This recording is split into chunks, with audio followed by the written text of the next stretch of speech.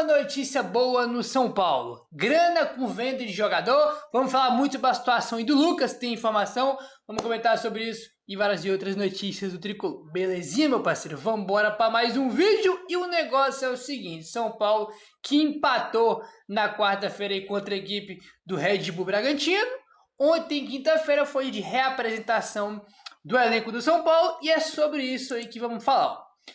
O São Paulo se reapresentou aos treinos nesta quinta-feira, ontem, depois de empate em 2-2 contra o Red Bull Bragantino, né? Jogo que foi válido pela 14ª rodada do Campeonato Brasileiro. Bora falar sobre o Lucas. O atacante Lucas ficou apenas na parte interna do CT da Barra Funda, realizando um cronograma específico por causa da lesão no joelho direito, tá?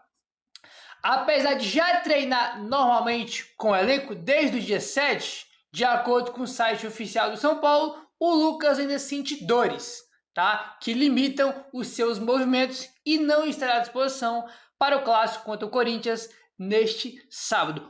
O blog do São Paulo também te traga uma informação nesse sentido, né? De que o Lucas está recuperado da lesão dele, mas quando ele vai treinar, tem alguns movimentos que ele vai fazer que ele sente dores, né? Então é por isso que ele ainda não voltou a jogar, que ele só vai voltar a jogar quando ele estiver 100% recuperado dessas dores, entendeu? Das informações que a gente tem aí, tá? Então ele tá treinando, né?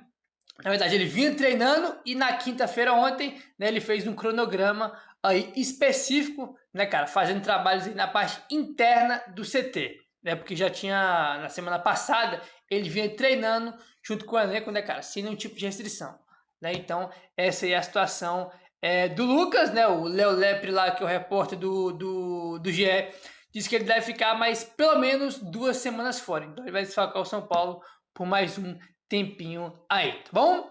Ontem, na quinta-feira, os jogadores que foram titulares aí no jogo contra o Red Bull Bragantino fizeram um trabalho regenerativo no CT da Barra Funda. Os demais treinaram poste de bola e fundamentos técnicos, além de um confronto entre dois times em campo reduzido, sob a supervisão de Hernan Crespo. Os caras que jogaram por mais tempo, né, que é o famoso time titular, que é quem jogou mais tempo com o Bragantino, no dia seguinte do jogo, cara, é só regenerativo, né, cara, para recuperar a parte física ali dos jogadores, né, treino tático, mesmo ali com bola no campo, mais os jogadores que jogaram pouco e os que não entraram em campo, né? O São Paulo, isso aqui é um ponto que a gente acabou nem comentando depois do jogo contra o Bragantino. O São Paulo não tem nenhum novo desfalque para enfrentar o Corinthians nesse sábado. O elenco volta a treinar nesta sexta-feira antes de entrar em campo no sábado, né? Então hoje na sexta-feira tem o último treino, né? O Corinthians vai fazer o último treino. Na verdade o último primeiro, né? Porque o time titular que vai entrar em campo foi o time que fez o trabalho regenerativo ontem na quinta, né? Então o time titular vai fazer um trabalho tático hoje meio com bola, né, cara? Só hoje, né? Sexta-feira, porque ontem foi regenerativo, então vai ter esse treino de hoje, sexta-feira, onde o Crespo vai finalizar e encerrar a preparação do São Paulo para o jogo de amanhã contra o Corinthians. Jogo duro, difícil, clássico e tem que ganhar na marra. Tem que ganhar na marra, sobre não ter desfalque, né? No jogo contra o Bragantino, a gente fez o pré-jogo aqui, a gente comentou, o São Paulo tinha, se não me engano, era 7 ou era 8 jogadores pendurados, que se tomarem cartão, ficariam de fora do jogo contra o Corinthians. E se você for olhar os jogadores, a nossa defesa inteira estava pendurada, basicamente, né? Os 3 zagueiros que entraram em campo estavam pendurados, né? Alan Franco, Arboleda e Ferrarese. O Rafael estava, né? O Bobadilha também estava, e tinha outros jogadores também, que eu não vou lembrar agora de cabeça, que estavam pendurados, né, cara? E felizmente, simplesmente o São Paulo não tomou nenhum cartão contra o Bragantino. O São Paulo tomou 0 cartões, né? Então a gente vai completo, entre aspas, completo, né? Do jogo contra o Bragantino, né? O jogo contra o Corinthians não teve aí nenhuma perda de jogador, né? Completo também longe tá, né? Porque tem alguns jogadores importantes aí machucados, tá bom? Vamos mudar de assunto aqui agora. O negócio é o seguinte, uma das grandes surpresas, isso não foi a maior surpresa no jogo contra o Bragantino, foi simplesmente o Crespo ter tirado o Alisson do time titular, botado ele no banco e ter começado o jogo com Marcos Antônio e Badilha, que são segundos, né? 2 segundos volantes. Aí, apesar que o Alisson também né? Apesar que de vários jogos ele também jogar como um primeiro volante. Segundo o Alexander Vieira, a escolha de Crespo por Bobadilha e não Alisson contra o Bragantino foi por questões técnicas. o paraguaio vem treinando muito bem e ganhou a vaga durante as atividades do CT, tá? Então, segundo o Alexandre Vieira, a questão aí foi técnica, tá? Tecnicamente nos treinos, o Bobadilla tá bem, né? Provavelmente melhor nos treinos que o Alisson, e foi por isso que ele começou o jogo aí, né, contra o Bragantino. Na hora que saiu a escalação, eu pensei que a questão era física. Cara, acho que o Alisson sentiu alguma dor aí no último treino, ninguém ficou sabendo, né? Não sei, por algum motivo achei na hora ali, no impacto inicial da escalação, eu pensei que isso era algum problema físico que ele teve, né? Mas segundo o Alexandre Oliveira foi questões técnicas, né? O Bobadilla tá treinando bem e se refletiu no campo, né? Porque, cara, eu vi um ou outro ali falando, pô, não sei quem que no jogo que vocês viram que jogou bem, que não sei o que lá, o Bobadilla não jogou nada. Cara, o Bobadilla pra mim fez um ótimo jogo, tá? Pra mim fez uma baita partida aí, né?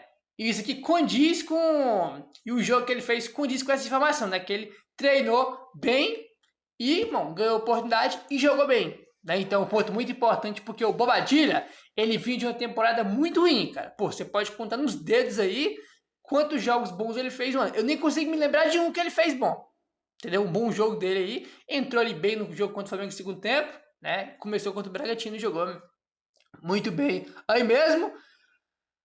Imagino eu, né, cara, pelo fato do Bobadilla e também o Marcos Antônio ter jogado muito bem contra o Bragantino, imaginamos que o Crespo vai repetir, né, essa dupla aí no jogo de amanhã, né? Não faz sentido ele mudar aí, pô, os caras jogarem bem, tu vai mudar? Não faz muito sentido isso aí não, né? E confesso pra vocês que eu nunca nem pensei na possibilidade de a gente jogar, cara, com Bobadilla e Marcos Antônio, porque são dois jogadores aí que eles são segundos volantes. Nenhum tem aquela pegada de marcação que o Pablo Maia tem, que o Luiz Gustavo tem, que o Luan tem. E os dois são jogadores irregulares, né? O Bobadilla é super irregular, né? Ele pode fazer um baita jogo quando fez contra o Bragantino e depois fazer um jogo horroroso. Ele é muito irregular, ele tem muito altos e baixos. E o Marcos Antônio sempre teve altos e baixos, mas quando ele se machucou contra o Grêmio, né, que foi um jogo antes da parada, ele vinha de uma sequência muito boa, conseguindo manter a regularidade, né? Ele teve uma lesão grave, aí teve a parada para a Copa do Mundo, aí não jogou bem contra o Flamengo e voltou a jogar muito bem contra o Bragantino. Né? Então, são dois jogadores aí irregulares, né? Torcer aí para eles manterem um bom nível, né, cara? Porque tem muito jogador machucado e é muito importante a temporada. Jogadores que não estavam bem vão ter que jogar bem, né? Como, por exemplo, o Bobadilla, que tá ganhando espaço e jogando bem. Então, eu gosto muito dele, cara. Sei que tem galera que critica muito aí, mas acho que é um jogador talentoso, jovem, que tem um teto para evoluir muito grande, né? A gente tá vendo aí, né, do jogo que ele fez com o Bragantino, que ele consiga manter algo aí próximo do que ele fez no último jogo, tá bom?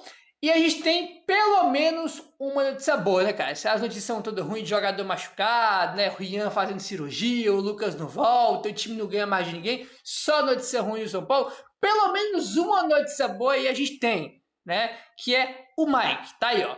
O jovem lateral direito Mike, destaque da base do São Paulo e campeão da Copinha, está retornando ao elenco e se prepara para disputar uma vaga no time titular do São Paulo, após um período afastado por uma lesão muscular na coxa direita. O Mike retomou os treinos no CT da Barra Funda e inicia o processo de reintegração ao grupo principal, né? Que informação do blog do São Paulo, tá? O Mike aí tá se recuperando, tá bem perto aí de voltar a jogar, né? Ontem, na quinta, ele fez até um post no Instagram, né, cara? Lá treinando com bola, né? Dizendo que tava voltando, né? Então, notícia boa aí é o Mike se recuperando e tá bem perto aí de poder voltar. Recuperado de uma lesão e volta na rotina de treinos com o elenco principal, o Mike passa a ser observado de perto como alternativa para o setor, principalmente após a saída de Igor Vinícius e o processo de transição do elenco principal, né? Assim, por que foi a notícia boa? Porque tem alguns motivos. Primeiro que a posição da lateral é uma posição carente em todos os aspectos. Primeiro que só tem o Cédric, começa por aí, só tem ele. E segundo que ele não tá legal, né? Nem achei que ele fez um jogo horroroso contra o Bragantino, mas acho que se você pegar os 11 jogadores do São Paulo que iniciaram, acho que ele foi o pior. Acho que todo mundo jogou melhor que o Cédric, né? Teve alguns erros bobos ali, né? Acertou alguns lances, errou outros. E antes do jogo contra o Bragantino ele via muito mal. Vinha uma sequência bem ruim mesmo de jogos. Tem essa parada vinha jogando mal. Contra o Flamengo também não gostei. E o jogo já tinha mais idade, né? Então, É importante o Mike voltar, até porque, segundo a diretoria do São Paulo, pelo menos as informações que tem aqui, eles liberaram o Igor Vinícius de graça pro Santos, justamente para abrir espaço para a base, né? Se você for imaginar os laterais da base, né? Tem o Ângelo, tem o Igor Felisberto, o mais pronto aí é o Mike, que já jogou Copinha, foi campeão, é o mais velho dos três que eu citei. Aí já foi pro banco em alguns jogos do time principal do São Paulo, então ele tá retornando de lesão, tá recuperado, né? Tá voltando a treinar, em breve vai estar disponível. Aí vamos ver, imagino eu que uma hora o Crespo vai dar uma oportunidade pro Mike. Pode até ser que ele não seja titular e não sei o que lá, mas pelo menos uma chance o Crespo vai dar pra ele. Até porque o Cedric não vai jogar todos os jogos, né? Isso é bem óbvio aí. Aí, completando aqui a informação que o blog trouxe, ó. A comissão técnica valoriza a concorrência na lateral direita. O Cedric, que é uma peça de confiança da diretoria e um dos líderes do elenco, deve seguir como titular, mas a evolução física e técnica de Mike pode trazer mais opções ao setor ao longo da temporada. Com a maratona de jogos e a necessidade de rodar o elenco, as chances podem surgir em jogos de menor expressão. Exatamente, cara. Uma hora o Crespo vai ter que dar uma oportunidade pro Mike aí, ou então ele vai ter que improvisar outro jogador, né? Ou ele vai improvisar alguém, ou vai dar uma chance pro Mike, porque o Cedric não vai jogar todos os jogos, porque essa é uma coisa bem básica, bem óbvia aí, né? Então, todo mundo aí, boa parte da torcida pé da vida aí com o Cedric Soares, todo mundo notícia boa é a volta aí, né, do Mike voltar a treinar, porque desde que o São Paulo foi campeão da Copinha, a torcida já vinha pedindo para ele ganhar chance, né, cara, com o Zubeldia não dava chance para ele, aí todo mundo reclama do Cedric, então pelo menos uma notícia boa a gente tem aí, que é o Mike recuperado e tá treinando, né? É óbvio, como eu falei, né, o próprio blog botou aqui, é óbvio que o Cedric ainda vai ser titular, mas a gente espera que pelo menos o Mike ganhe chance, né, cara? Se o moleque evidentemente começar a jogar bem, mostrar, aí, irmão, é outros 500. Mas chance, irmão, oportunidade tem que dar pro moleque, né? Quando ele estiver disponível. Aí, ainda mais só tem um Cedric, não tem mais nenhum lateral aí, além do Cedric, porque o Ferrez voltou a ser zagueiro e o Igor Vinícius foi embora, né? Só tem o Mike e os outros da base. Aí, tá bom? Vamos seguindo aqui, meu querido. E o negócio é o seguinte, rapaziada. Bora falar aí sobre o mercado da bola e falar aí sobre o Ederson, tá? Que pode ser vendido e pode render, irmão, né? Uma graninha aí para os cofres do São Paulo. Blog do São Paulo. O goleiro Ederson do Manchester City voltou a ser alvo aí de interesse de clubes europeus e também do exterior. Mais especial do Galatasaray da Turquia, que intensificou conversas para uma possível contratação. O Galatasaray, segundo alguns portais lá de fora, o Galatasaray já está conversando aí, né, cara, para tentar levar o Ederson para a Turquia. O Galatasaray fez uma consulta formal ao City sobre o Ederson, disposto a atender às demandas salariais do brasileiro. Além do Galatasaray, times sauditas e da MLS, né, que é a Major League Soccer, também apresentaram interesse, incluindo uma oferta de 25 milhões de euros, tá? Aí da Arábia Saudita. Então, um clube da Arábia fez uma proposta de 25 milhões de euros aí ao City pelo Ederson, tá? Ederson, goleiro brasileiro aí do City. E o que acontece? O Ederson, tá? Ele foi formado na base do São Paulo entre 2008 e 2009.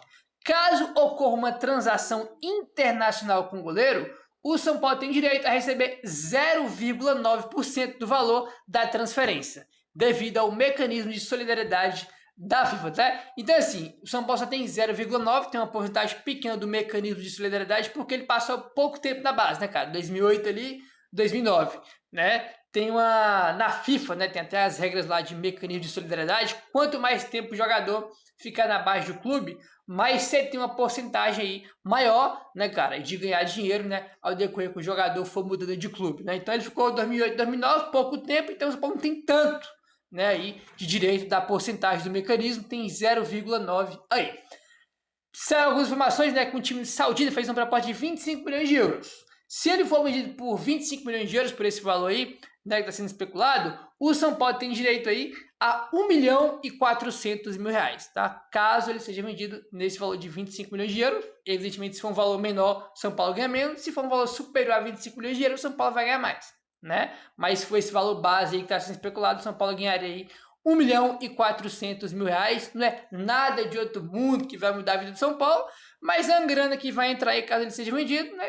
Uma grana que o São Paulo vai ganhar sem fazer nada, né? Porque é um jogador saindo do City para outro time. Então, já que o São Paulo não vai fazer nada, não vai se livrar de um jogador, uma grana nos cofres é sempre bem-vinda aí para o São Paulo, por mais que não seja nada de outro mundo, né? Mas evidentemente que dinheiro aí não dá para recusar e nunca é mal, né? Nunca é mal. E São Paulo tem vários jogadores aí que podem ser vendidos, jogadores do São Paulo, jogadores que foram da base do São Paulo que podem ser negociados, né? Como é o caso aí do Ederson, né? A gente tem também o Antony, né? Aí que esse aí é quase certo que vai ser vendido porque ele não vai jogar no Manchester United, não tem clima, né, cara? Foi bem no Best na última temporada e vai se negociar com outro time, né? Já foi especulado o Sara também que podia ser vendido do Galatasaray, então tem alguns jogadores aí que podem, né, cara, render grana para o São Paulo através de negociações aí, de movimentações no mercado. Vamos aguardar, tá bom? Vamos seguindo aqui, rapaziada. O negócio é o seguinte, olha aí. O São Paulo Futebol Clube anunciou a mudança oficial do nome do seu centro de treinamento, né, que é o CT. Ainda antes era CT da Barra Funda, agora é Super CT. A mudança é parte do acordo entre o clube e a Superbet, empresa do segmento de apostas esportivas que é patrocinadora master do São Paulo, né? Tô lendo aqui o tweet do Alexander Vieira. A aquisição dos name rights do CT havia sido confirmada no mês de abril, quando foi anunciada a renovação de contrato com a Superbet até 2030, né, que é um ano aí centenário do São Paulo. São Paulo fez essa renovação do Master da Superbet, e nesse acordo da renovação estava incluída também a venda dos name rights da Barra Funda para a Superbet, né? Aí antes era CT Barra Funda, agora é Super CT. Quanto que São Paulo vai ganhar, quanto que vai, não sei. Mas a impressão que eu tenho é que esse negócio é muito ruim, né? Pô, tu vai renovar o contrato com a Superbet, tu vai vender os name rights, quanto São Paulo vai ganhar mais com isso? Ninguém sabe. Como a gente sempre fala, o São Paulo é um clube obscuro que não tem transparência, né? Meu querido, se inscreve no canal, deixa o like, valeu, tamo junto e saudações tricolores.